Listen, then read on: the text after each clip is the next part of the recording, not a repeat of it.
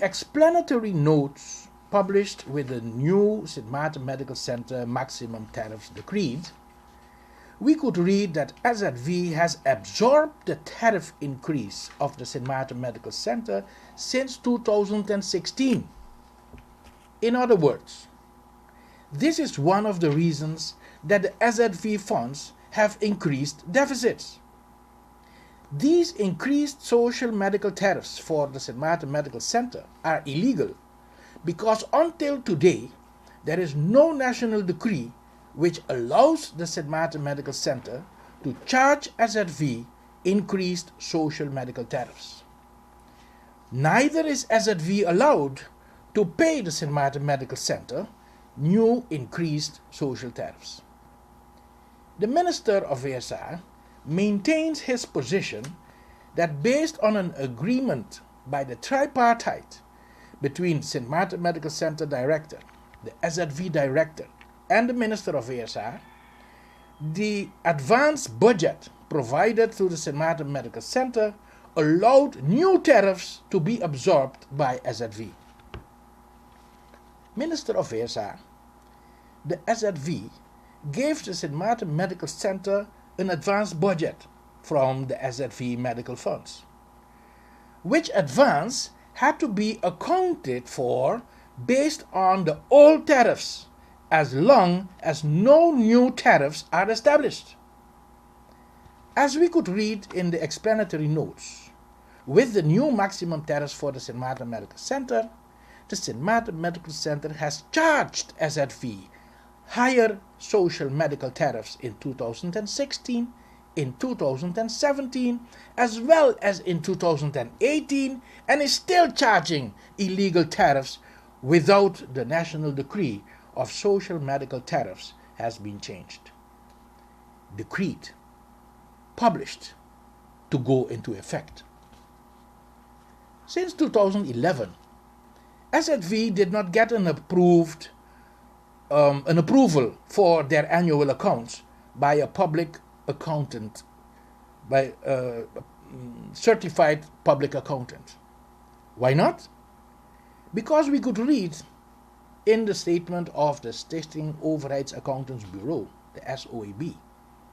According to them, the data in the annual accounts cannot be verified, and SZV was not adhering to the existing legislation for them to give an approval of the annual accounts. The Minister of ASR and SZV management, until today, did not get back to Parliament to provide the answers to all their questions posed by the parliamentarians. Based on the Public Governance Ordinance on December the 23rd, 2018, as Consumer Coalition, we requested information from government concerning all their decisions and policies to curb the healthcare costs and to realize affordable healthcare in St. Martin. The Minister of ASR and SZV management went to Parliament and announced huge deficits in the healthcare funds at SZV and suggested premium increase instead of measures to curb the costs of healthcare.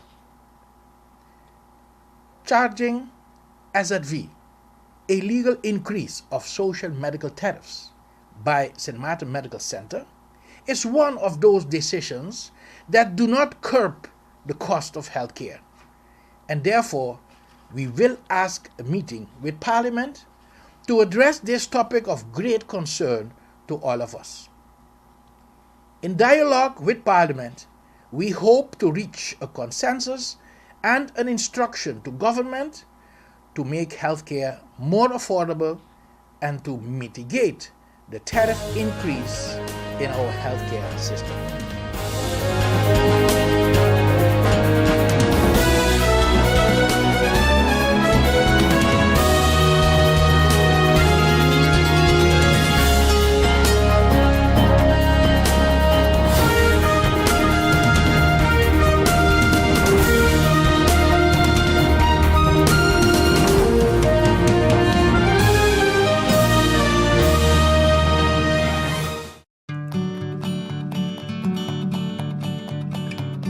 been said that behind every door, possibility awaits.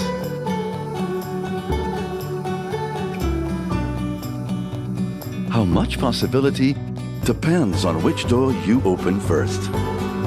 Every day, we help our customers discover the possibilities in their lives. It all starts with a conversation. Scotiabank. Discover what's possible.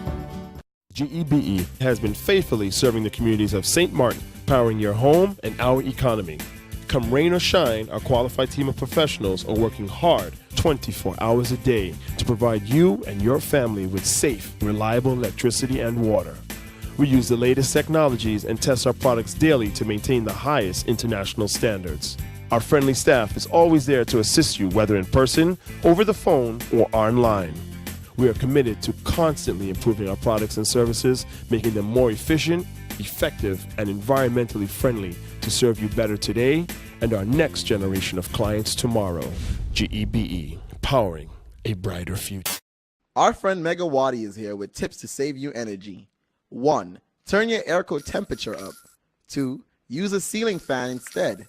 3. Buy energy-saving products. Save some green with NVGEBE.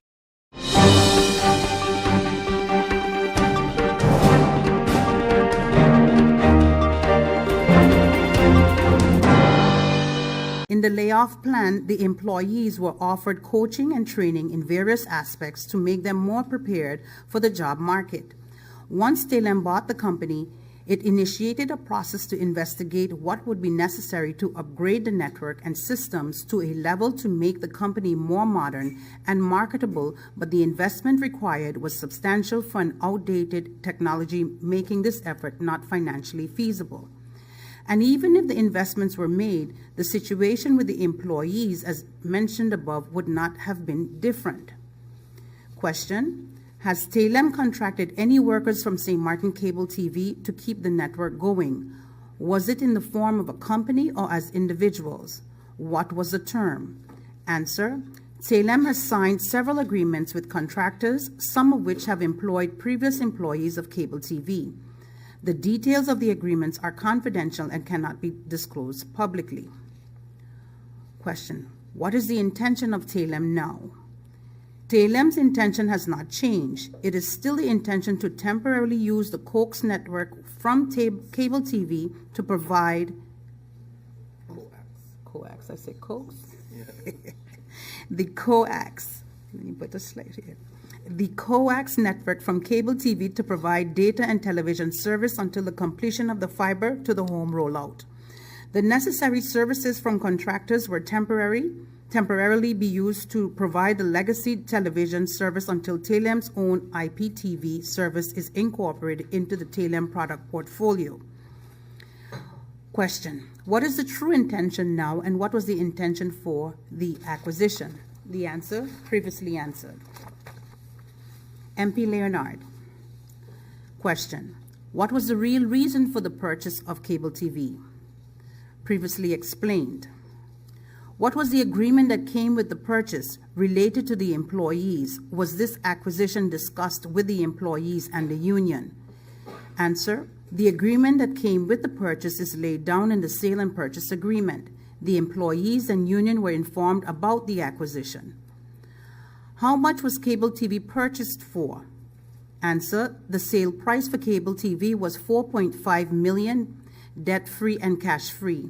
Again, our request to handle this information is confidential. Not anymore? I mean, well, yeah. There you go. Then you shouldn't have put it in there. Question: is it true that Talem closed the doors of Cable TV in January and suddenly, I guess this is January 2017, and suddenly Channel 15 is back up? Cable TV workers are paid to remain home, but Talem hired independent contractors working there. Is this because they were entering into a breach with their license conditions? Was the request sent to BTP and to the minister? The answer: due to the court case and the uncertainty of the situation going forward, legal advice indicated that TALEM should not allow cable TV employees to enter any TALEM building to commence with working, as that could seriously jeopardize the financial standing of the TALEM group, as the employees could claim employment within TALEM group. TALEM saw TV 15 as extremely important to the community, so it was placed on a priority list to get back up and running. A local NV approached us with a proposal to restart the station, and after negotiation, we signed an agreement. The decision didn't have anything to do with licensing or concession, as TALEM was unaware of the consequences prior to BTP sending cable TV a letter threatening with a fine within 2 days of the date of correspondence. The Minister of TAYAT and BTP were informed about the transfer of shares of cable TV from STM Asset Holding LLC to St. Martin Telecommunication Holding Company, NV, by letter on October 7, 2016. Question: the letter of BTP to TALEM, copy of the letter please, any response? Technically, the letter from BTP was sent to St. Martin Cable TV and not TALEM. Question: how much was spent on legal fees thus far on the situation between cable TV and the workers and TALEM? We have KDL, okay. $9,539.25. The second was $111,467.24, totaling $121,006.49. Was SWABA to do an audit or an assessment? Was there a bidding process for the manpower assessment for the company chosen? If not, why not? The answer: there was a bidding process for the manpower assessment project, and the company that won the bidding was chosen to perform the assessment.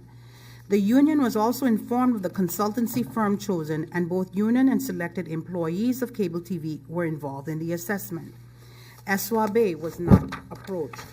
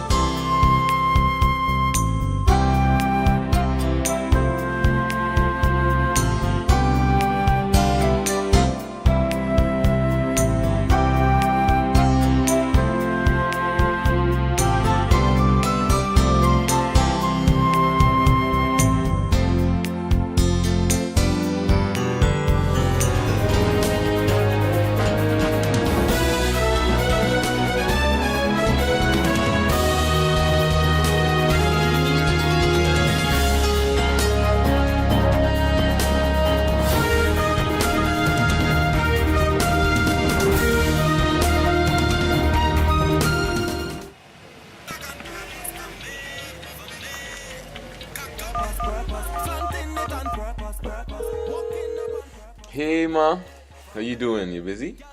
I hear, just paying some bills, taking care of business, you know what it is? I know, you're doing your online banking. I don't have to stand in those long lines to pay bills. I can transfer when I want. I can check my account wherever. It's like the bank open 24/7. I even here checking the statement right now as we're talking.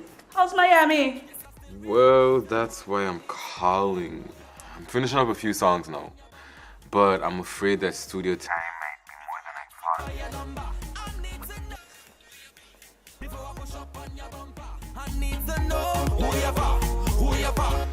And I was wondering if I could get some help with some funds, and I could pay you back as soon as I get back to St. Martin.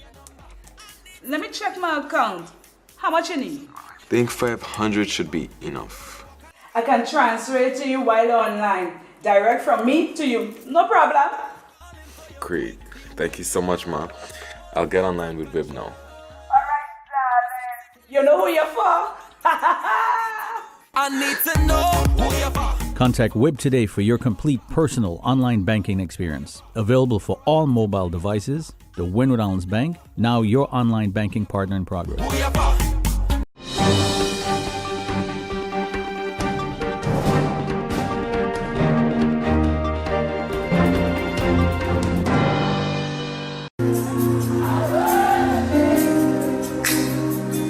You are here, rearrange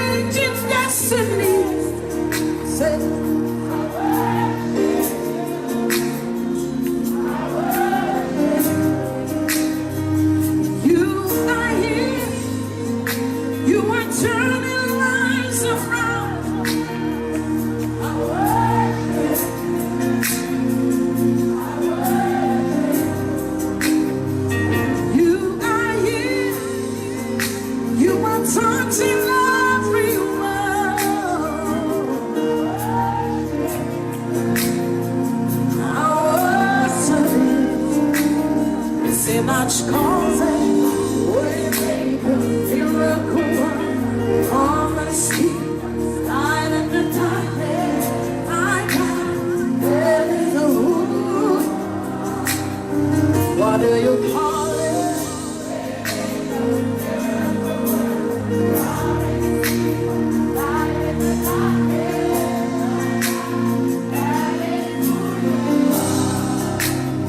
He wipes away our tears.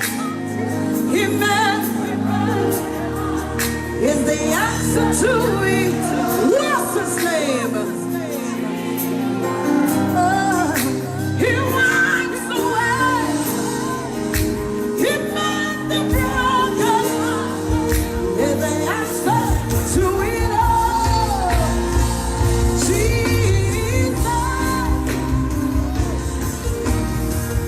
Waymaker, promise keeper, my God, that is the word. Sing it with me, come on.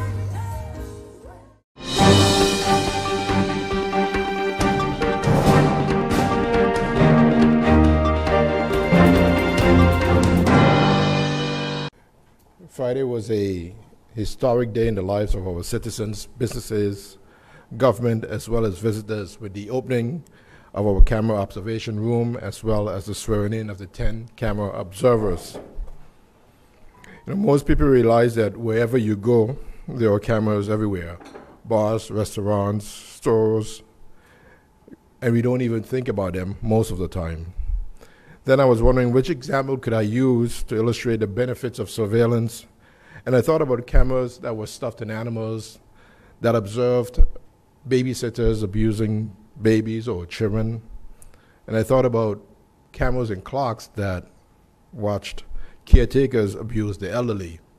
And then I said, let me think about this again, because I think many of us remember the video that was circulating about the police car fishtailing by the roundabout, politicians in compromising positions, the young woman who was taking money out of the old lady's bag in a department store, and then an angry partner threatening a mother in front of their children. These are all incidents sketched in our minds, and at times these videos are circulated on social media, are just capturing a moment, as they say, a momentopname. We do not see what led up to it, and we do not see what happened after. However, cameras allow the authorities to review footage to determine what actually happened. This project is about prevention to begin with. It is also about being reactive to incidents. It is also about being proactive. And in the future, it will be about being predictive. This is the vision of this project, but it is also the vision of this ministry. We also, on that day, turned over the keys to the immigration officers. There were 7 cars that will be used by the immigration department, especially the mobile unit, and we, of course, look forward for them to execute the work they are doing. Last but not least, the update on the stickers.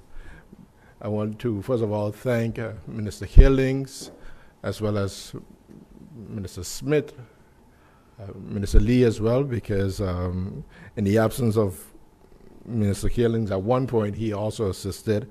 This has clearly been a joint effort by the entire COM when we made the decision to go along with this sticker, and I'd like to thank all of them for it. The sticker should be here by the end of the week, if not early next week, and we will begin to distribute them. We have made sure that all the dots are being put on the I's and the T's are being crossed to ensure that we do this the right way. We ask the public for their support and their cooperation, and to ensure that we are all law-abiding citizens, we pay our fees, and we follow.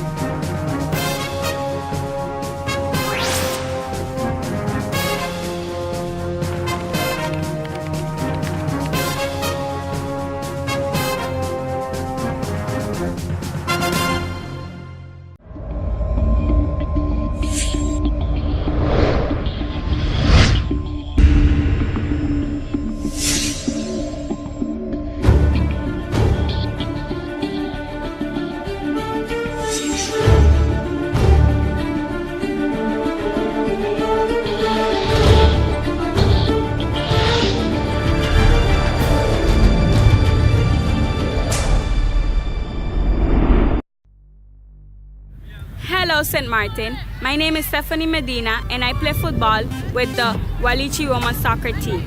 I have represented St. Martin in many different games. For example, the Dutch Caribbean Women's Soccer Cup. I played against Bonaire, Aruba, and Curacao right here in this stadium. Sports matter to me because it makes me happy, it keeps me fit and healthy, and it is very fun. So I ask the business community to take on this challenge and help us rebuild our facilities. And I also ask the community to nominate the local businesses in your area and take on the challenge and step up for sport. Why? Because sports matter. Check out the Department of Sport Facebook page for more information. Hashtag sports matter, hashtag are you in?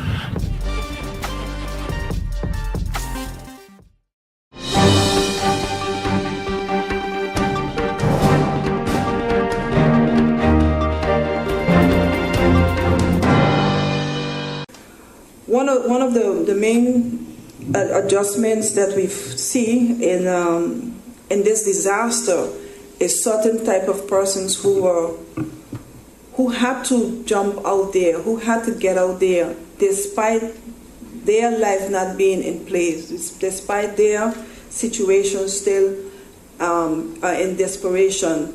Persons such as the school teachers, such as nurses, doctors, the emergency workers, the police, GB workers, public works, TLM, those persons. Can you imagine this person have to leave themselves undone in order to be able to help the society and help the community to get themselves together? And sometimes these persons are oftentimes not recognized or not acknowledged. And I think that I like to say always thank you for those persons because they kept it going despite their losses, despite what they've been through. And we don't recognize it. Sometimes we need to look at teachers who have to go back to school, pull it together, command a classroom, deal with students who are also distressed and give their all, even though they are stressed out, even though they don't have, they're in the same position, but they got a gift. They have to dig deep down to find something of themselves to pull together, to give. And these are processes that we have to always recognize and acknowledge in time of disaster because they keep it going for us.